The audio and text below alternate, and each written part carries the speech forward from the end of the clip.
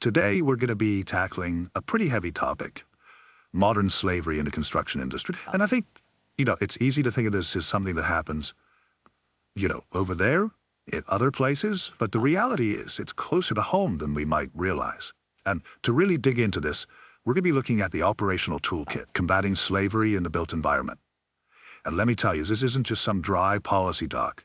It's got real stories in there, insights from the front lines. Yeah, and I think the thing to remember is this isn't just theoretical. This is happening on construction sites, maybe ones you've even seen yourself.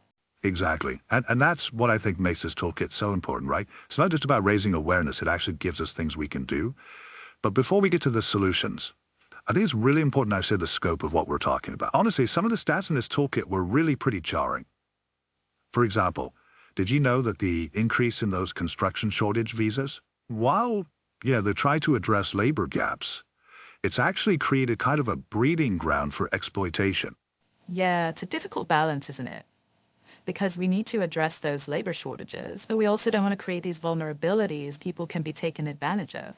Right, and the toolkit actually highlights that construction is consistently ranked as one of the riskiest sectors when it comes to these labor violations, including modern slavery. And in fact, the Achilles ethical labor audits found that a lot of construction companies are falling short on even the most basic worker protections. Things like having written contracts, making sure people are being paid properly, doing those right-to-work checks thoroughly, all often overlooked.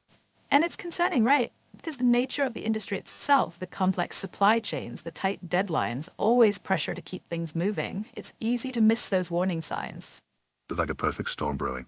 But what I found really interesting about the toolkit is they actually break down six common risks that can make companies, even those with the best of intentions, vulnerable to exploitation. And I think a lot of people are going to hear this and be like, oh, yeah, I've definitely fallen into that trap. It's like they're reading your mind with some of these risks. So the first risk they talk about, and I think this is one, like I said, a lot of us have probably fallen into, is this idea of it won't happen to us. Oh, yeah, absolutely. We're good people, we've got this.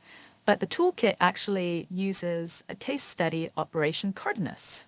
And in this case study, over 30 contractors, a lot of them maybe even not realizing it, were actually paying wages into accounts that were controlled by organized crime.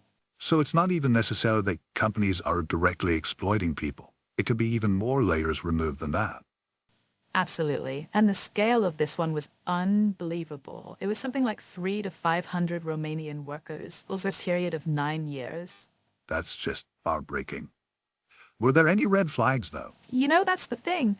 That kind of leads into the second risk that the toolkit talks about, workers not knowing how or why to report concerns. So imagine you're in a new country. You might not speak the language. You're afraid to speak out because maybe you've received threats or you'll be intimidated. Right, you're kind of stuck. Even if you do recognize something is wrong, you might not feel like you have any recourse. Yeah, and the toolkit actually even mentions that using the term modern slavery can be a barrier because workers might not identify with that term or understand what that means, or they might just be afraid of what will happen if they come forward.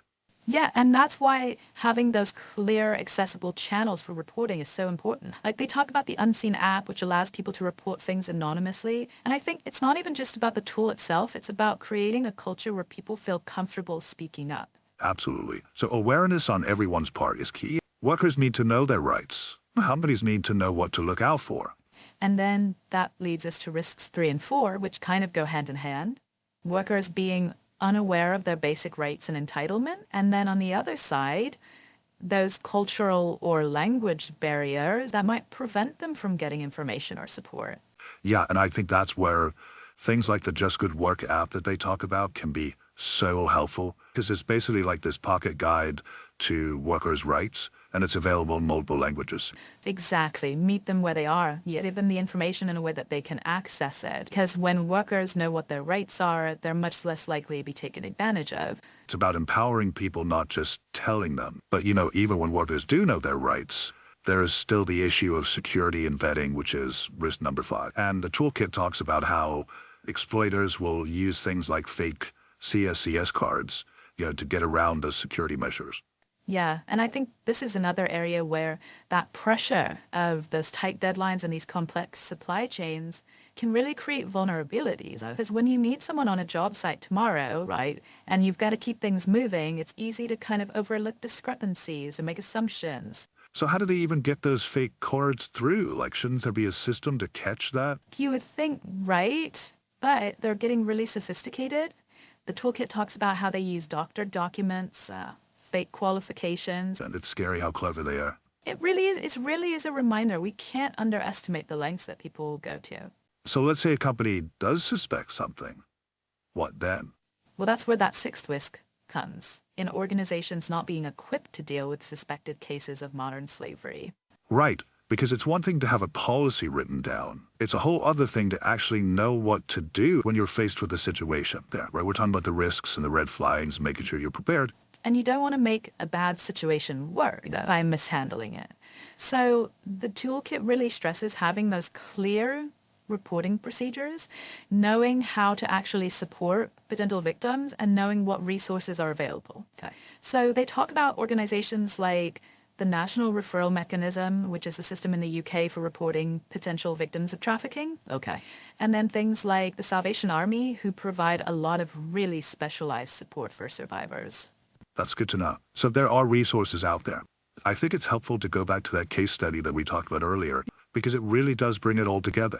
It does, and it shows why this is such an important issue. I mean, there's 300 to 500 Romanian workers. Those weren't just numbers, right? Those were real people who were lured over here with the promise of a better life, and they ended up in a really horrific situation. And the toolkit actually mentions they had to work those really long hours, often in dangerous conditions, and they were threatened if they spoke up. So, yeah, and that's the thing about modern slavery. It thrives on that silence and that fear. These workers weren't chained up. They weren't physically imprisoned, but they were still very much captive through that coercion and manipulation. It's easy to think, oh, well, I would have noticed those red flags. But the toolkit actually says that the people behind these operations are masters of deception. Yeah, they know what to look for. They know the vulnerabilities, and they are constantly adapting. It's not always going to be as obvious as we think. So where do we even go from here? It can feel really overwhelming, but I think this toolkit really highlights how we all have a role to play. Knowledge is power, and this toolkit is giving us the information to make a difference. You mean like those posters in the toolbox talks that they were talking about? Absolutely. Those are great for raising awareness. Yeah, and that guidance on right-to-work checks, yeah? That can help companies make sure they're not part of the problem. Right. But it goes beyond that. It's about creating a culture of vigilance and accountability in everything we do. What about those apps that we talked about?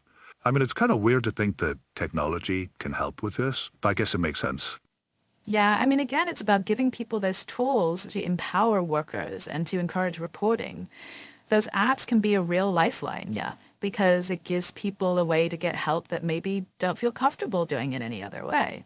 So it really does all come down to speaking up. But like, what do you say to someone who maybe you're not really sure? Like, they've seen something that seems a little bit off, but they're not really sure if they should get involved. I would say trust your gut. If something doesn't feel right, it probably isn't. And even if you aren't 100% sure, it's always better to say something. Reporting a concern doesn't mean you're accusing anybody. It means that you're giving somebody the opportunity to look into it and potentially help someone that needs it. So it's about being aware, being informed, and then being willing to actually raise your voice. Absolutely. This isn't just a problem for law enforcement or for government agencies to solve, right? This is on all of us. Every step we take can make a difference. I love that collective responsibility. A good reminder that we can do something. We're not powerless. I love that. So as we kind of wrap up, I want to leave everyone with just one thought. The next time you walk past a construction site, just take a moment to think about the people who are actually working on that project. Think about their stories. Think about their hopes, their vulnerabilities, and let that kind of fuel your commitment to making sure that everything that's being built is built on a foundation of respect and dignity. Until next time, stay curious.